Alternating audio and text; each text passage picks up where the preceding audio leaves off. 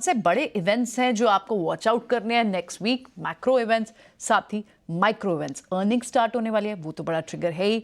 सारी लिस्ट हम तक लेकर आई हैं स्नेही, उनसे समझते हैं। स्नेही। जी बिल्कुल, तो आइए देखते हैं कि अगले हफ्ते ऐसे कौन से इवेंट्स हैं जो आपको अपने ध्यान में रखने चाहिए। और शुरू करते हैं 8 जनवरी से। 8 जनवरी को बजाज ऑटो का बोर्ड जो है वो अपने शेयरों की बायबैक करेगा। फिर आइडिया फोर्ज भी है जो 53% शेयर उनके जो लॉक इन में है वो खुल जाएंगे।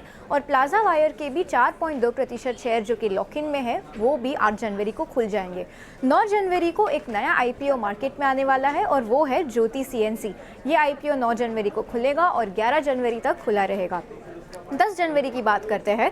कोचिन शिपयार्ड का बोर्ड जो है वो 1 का 2 शेयरों में विभाजन होगा उनके शेयर का, तो कोचिन शिपयार्ड को भी अपने ध्यान में रखिएगा। और ग्रासिम जो है वो राइट्स इश्यू के लिए रिकॉर्ड डेट उनका भी 10 जनवरी है, तो ग्रासिम को भी अपने ध्यान में रखिएगा। और 10 से 12 जनवरी तक वाइब्रेंट गुजरात समिट ये भी होने वाला है। और अब बात करते हैं 11 जनवरी की। 11 जनवरी को इंटीग्रा एसेंशिया जो है वो 1 के बदले 1 बोनस शेयर्स इश्यू करने वाला है, तो इस काउंटर को भी अपने ध्यान में रखिएगा। 12 जनवरी की बात करते हैं। न्यूजन सॉफ्टवेयर 1 के बदले 1 बोनस शेयर इश्यू करेगा। चंबल फर्टिलाइजर शेयरों के बायबैक पर विचार करेगी ये बोर्ड, तो ये काउंटर को भी अपने ध्यान में रखिएगा ज़रूर। और जब भारत की बात करते हैं तो CPI और इंडस्ट्रियल प्रोडक्शन के आंकड़े भी 12 जनवरी को आएंगे।